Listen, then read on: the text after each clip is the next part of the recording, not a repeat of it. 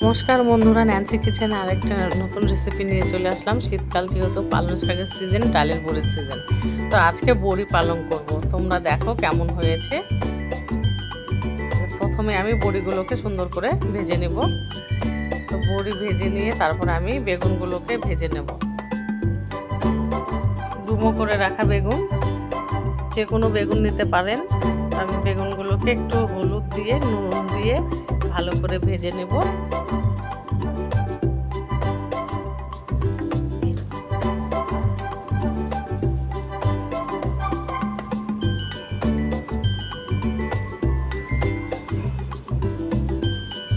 এরকম লাল লাল করে সুন্দর করে ভেজে নেবেন। তারপরে কড়াতে তেল দিয়ে দিবেন। সর্ষের তেলেই রান্না করব এটা আমি। দিয়ে দিব তেজপাতা, শুকনো লঙ্কা,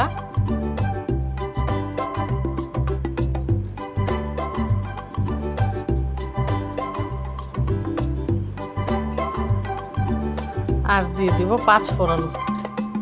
ফোড়নটা আমি পাঁচফোড়ন দিয়ে করবো, একটু নিরামিষ রান্না যেহেতু। যে কোনো নিরামিষ রান্নাতে পাঁচফোড়নটা খুবই ভালো হয়। আর থেতো করা আদাটা একটু ভাজা ভাজা হয়ে গেলে দিয়ে দেব আমি এখানে চেরা কাঁচা লঙ্কা।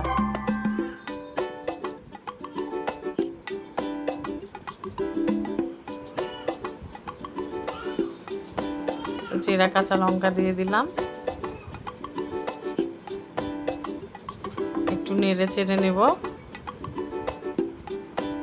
তারপরে দিয়ে দেব এখানে আমি পালং শাক।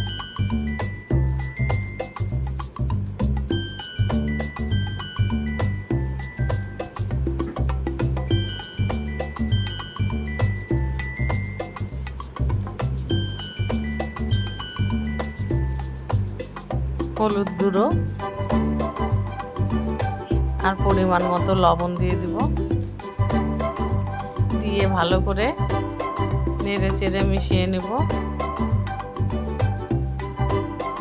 তারপরে কিছুটা শাক ছিল সেটাও আমি দিয়ে দেবো এর মধ্যে।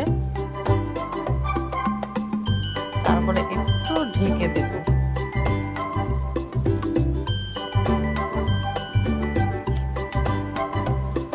ঢাকনা খুলে একটু নেড়ে চেড়ে নিলাম। পালং শাক থেকে জল বেরিয়ে গেছে, এই জলেই আমি রান্না করব। তো আমি বড়িগুলো দিয়ে দিলাম।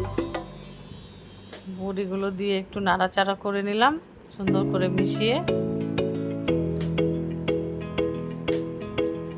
বড়িটা একটু সেদ্ধ হোক। তারপরে দিয়ে দিলাম আমি ভাজা বেগুন। উলট পালট করে দিব। তারপরে একটু ঢাকা দিয়ে দিব। ঢাকনা খুলে দেখো কি সুন্দর হয়ে গেছে, বড়িটাও সিদ্ধ হয়ে গেছে। তারপরে এখানে ভাজা মশলা দিয়ে দিলাম। এখানে জিরে আর ধনে শুকনো খোলায় ভেজে গুঁড়ো করে নিয়েছিলাম।